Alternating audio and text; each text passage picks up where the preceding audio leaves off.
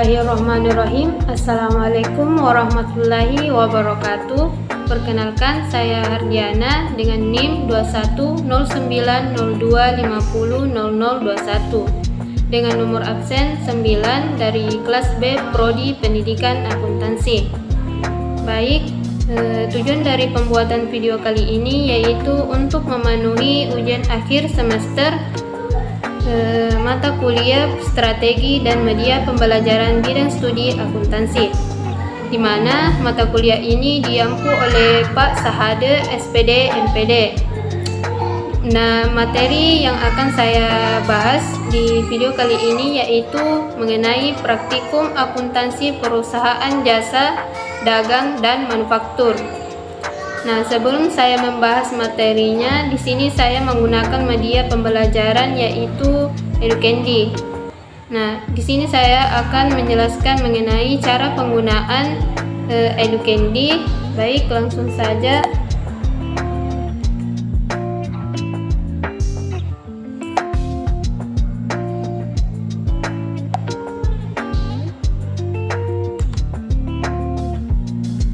Di sini saya telah membuka aplikasi Educandi.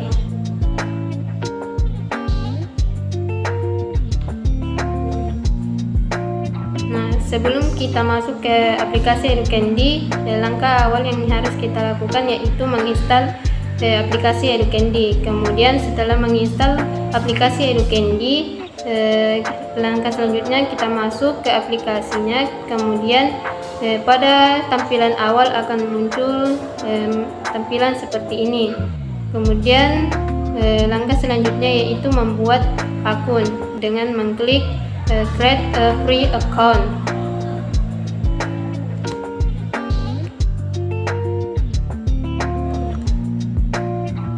Nah, di sini ada tampilan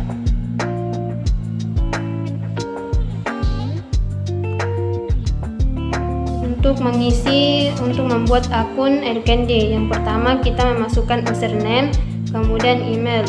Nah, setelah kita memasukkan email dan username, maka kita klik register. Nah, setelah mengklik register, selanjutnya buka email, kemudian klik inbox atau kotak masuk dan klik pesan dari Educandi. Nah, setelah terbuka, klik link yang ada di email Anda, kemudian masukkan password baru, maka akan muncul tempat memasukkan password baru. Nah, setelah itu masukkan password baru, kemudian klik reset password. Nah, kemudian password inilah yang akan digunakan setiap login di web Educandi. Nah, gunakanlah password yang mudah diingat. Baik, mungkin itu saja untuk membuat akun Educandi. Langkah selanjutnya saya akan login ke akun Educandi saya.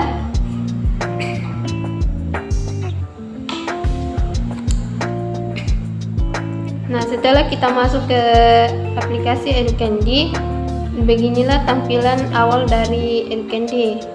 Kemudian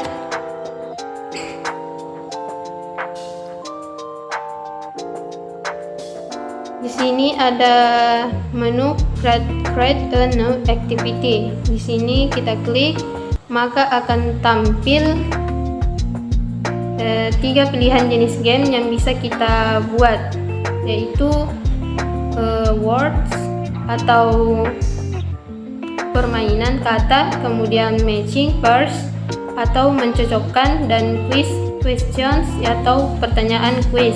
Nah, di sini saya akan membuat quiz questions,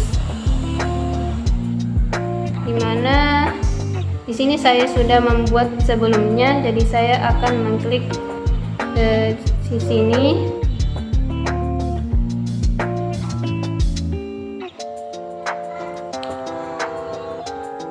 Nah, di sini ada tampilannya.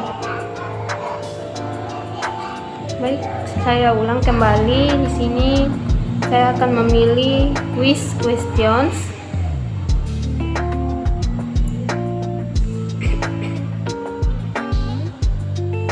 Nah, di sini ada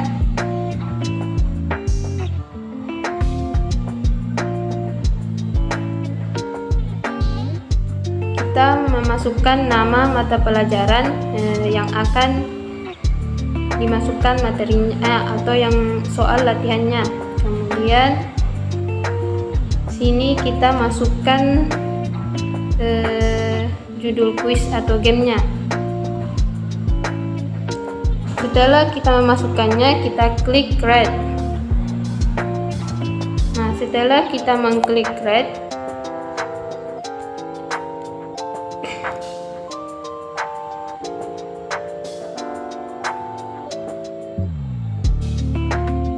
maka tampilan selanjutnya akan seperti ini, dimana kita sudah bisa memasukkan soal latihannya. Nah, untuk memasukkan soal latihannya kita bisa menggunakan teks atau gambar dan juga suara. Nah, di sini saya akan menggunakan teks.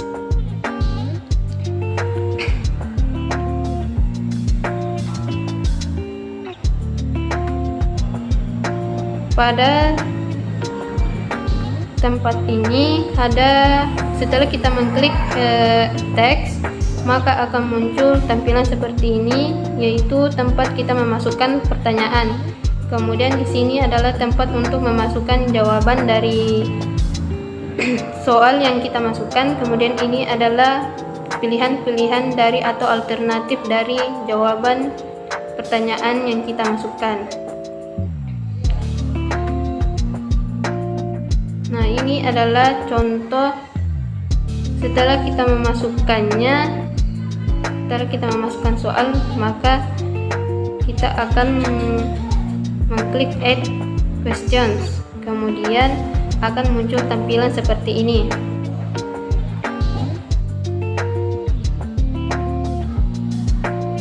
Kemudian setelah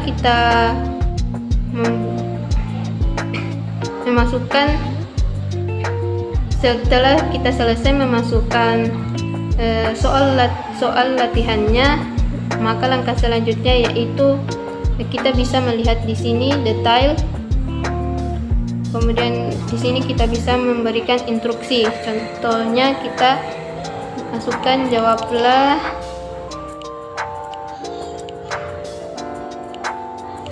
pertanyaan dengan tepat.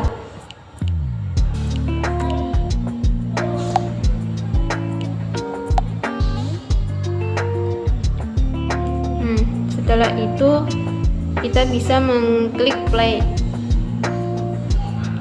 Nah, di sini ada contoh. Di sini akan muncul tampilan yaitu multiple choice, dimana yaitu pilihan ganda.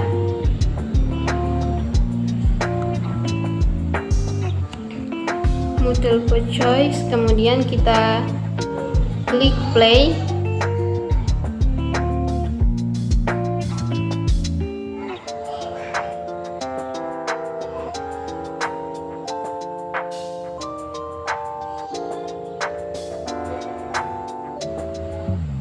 Nah, beginilah tampilan awal ketika kita mengklik play. Nah, selanjutnya kita klik play lagi.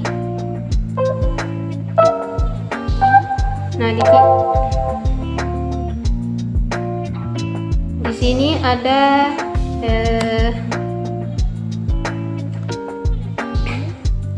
ada jangka waktu untuk menjawab soal atau lama kita menjawabnya, dan di sini ada tombol suara, dan sini ada skor yang bisa kita ketahui skor kita.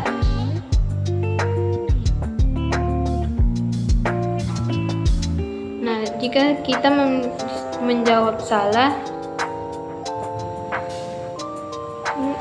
nah, soalnya perusahaan yang menjual atau menyediakan jasa untuk memenuhi kebutuhan konsumen adalah perusahaan. Jika kita menjawab benar, kita akan mendapatkan skor. Kemudian soal selanjutnya itu berikut ini yang bukan termasuk bukti transaksi eksternal adalah. Nah, jika kita menjawab salah, maka waktunya akan berjalan dengan cepat.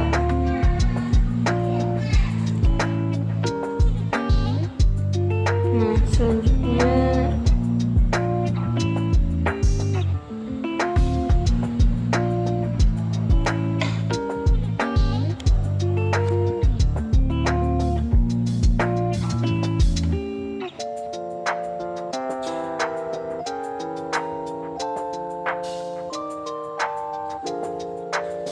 kita kembali ke tampilan awal. Nah, mungkin itulah yang bisa saya jelaskan, dan kita juga bisa membagikan link dari latihan soal Educandi ini kepada orang lain atau siswa yang kita ajarkan. Kemudian setelah itu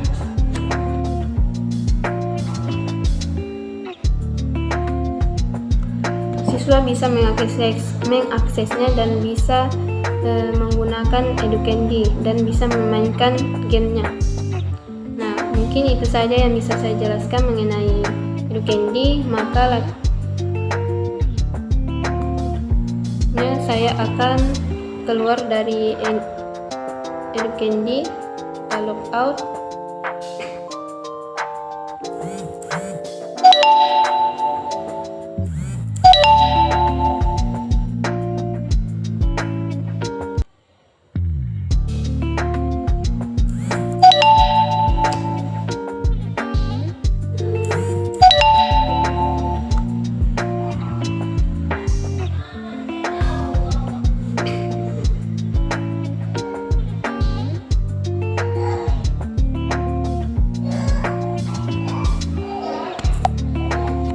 Baik, saya akan menjelaskan materi dari soal latihan yang sudah dimasukkan ke Educandi, yaitu praktikum akuntansi perusahaan jasa, dagang, dan manufaktur. Baik, langsung saja, yaitu materi pertama, yaitu perusahaan jasa. Perusahaan jasa adalah perusahaan yang menjual atau menyediakan jasa untuk memenuhi kebutuhan konsumen, di mana karakteristik dari perusahaan jasa ini terdiri dari 6. Yang pertama yaitu produk tidak berbentuk fisik, kemudian jasa bervariasi, tidak ada harga pokok penjualan, tidak ada persediaan barang, produksi dan konsumsi berjalan bersamaan, kemudian keterlibatan perusahaan jasa dan konsumen. Nah, adapun bukti transaksi dari perusahaan jasa ini terbagi atas 2 jenis, yaitu yang pertama bukti transaksi internal dan bukti transaksi eksternal, di mana bukti transaksi internal ini terbagi menjadi 3. Yang pertama bukti kas masuk, yang kedua bukti kas keluar, yang ketiga memo. Kemudian bukti transaksi eksternal ini juga terbagi menjadi 3. Yang pertama kwitansi, kemudian yang kedua nota. Nah, kemudian nota ini juga terbagi menjadi 2. Yang pertama itu nota debit dan nota kredit, dan yang terakhir yaitu faktur. Nah, di sini adalah siklus dari perusahaan jasa. Yang pertama yaitu transaksi, kemudian buku pembantu, kemudian neraca awal, buku besar, neraca saldo, data penyesuaian, jurnal penyesuaian, neraca lajur, laporan keuangan, jurnal penutup, sampai ke jurnal penutup. Kemudian materi selanjutnya yaitu perusahaan dagang. Perusahaan dagang adalah perusahaan yang membeli barang untuk tujuan menjualnya kembali tanpa mengubah bentuk atau sifat barang secara berarti. Kemudian ciri-ciri dari perusahaan dagang ini terbagi 6. Yang pertama, pendapatan utamanya berasal dari penjualan barang dagangan. Kemudian kedua, biaya utamanya berasal dari harga pokok barang yang terjual dan biaya usaha lainnya. Yang ketiga, dalam akuntansinya terdapat akun persediaan barang. Yang keempat, sebagai perantara antara produsen dan konsumen. Yang kelima, antara barang yang yang dibeli dan barang yang dijual tidak ada perubahan. Kemudian yang terakhir yaitu tujuan utamanya mencari laba dengan menjual barang dengan barang lebih tinggi dibanding harga belinya. Adapun transaksi dalam perusahaan dagang, yang pertama penjualan barang dagang, yang kedua retur penjualan dan potongan harga, yang ketiga potongan penjualan, yang keempat persediaan barang dagang, yang kelima pembelian, yang keenam retur pembelian dan pengurangan harga, yang ketujuh potongan pembelian, yang kedelapan beban angkut pembelian, yang kesembilan beban angkut penjualan. Nah, materi selanjutnya yaitu perusahaan manufaktur.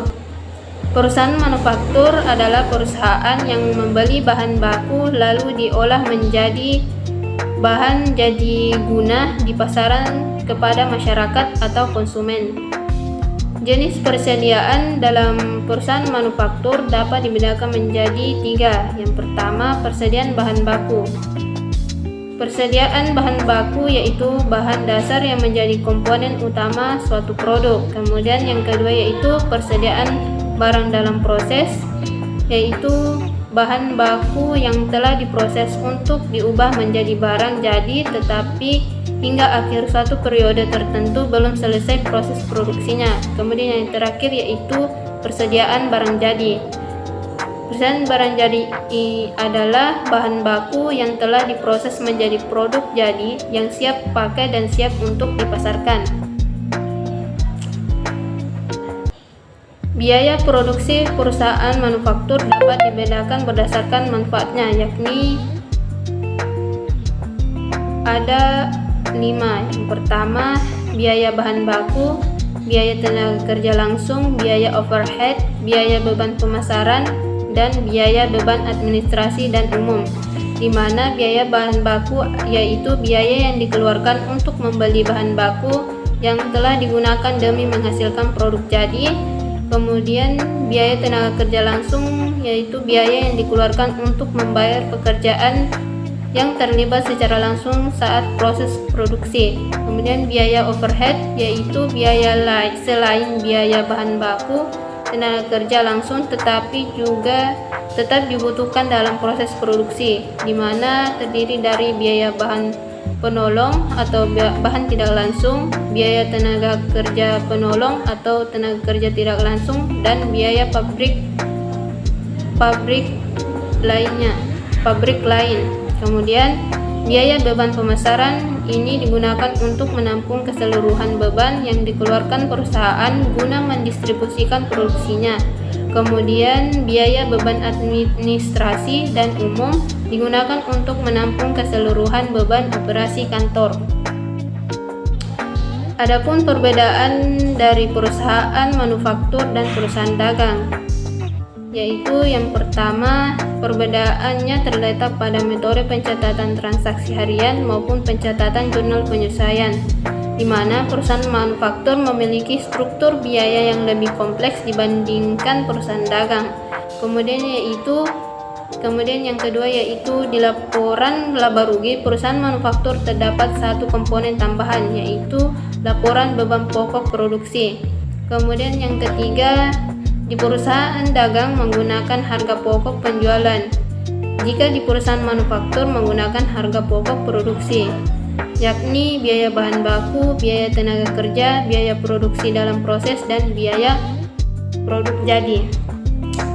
Nah, kesimpulan dari materi yang saya jelaskan sebelumnya yaitu praktik akuntansi di setiap jenis perusahaan ini berbeda untuk mengakomodir segala pengelolaan keuangan yang dilakukan oleh bisnis. Perusahaan dagang memperoleh produk persediaan dari supplier dalam bentuk bahan jadi untuk dijual kembali.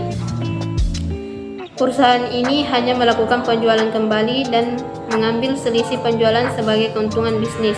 Berbeda dengan perusahaan dagang, perusahaan manufaktur memperoleh produk yang dibuat dari bahan mentah menjadi bahan baku atau bahan jadi untuk kemudian diolah sedemikian rupa menjadi produk dengan nilai jual yang lebih tinggi dari bahan baku. Karena itu, penghitungan keuangannya akan jauh lebih rumit dari perusahaan dagang, Sedangkan perusahaan jasa sendiri tidak memiliki persediaan barang untuk dipasarkan, tetapi produk mereka bersifat tidak berwujud seperti perusahaan dagang atau manufaktur.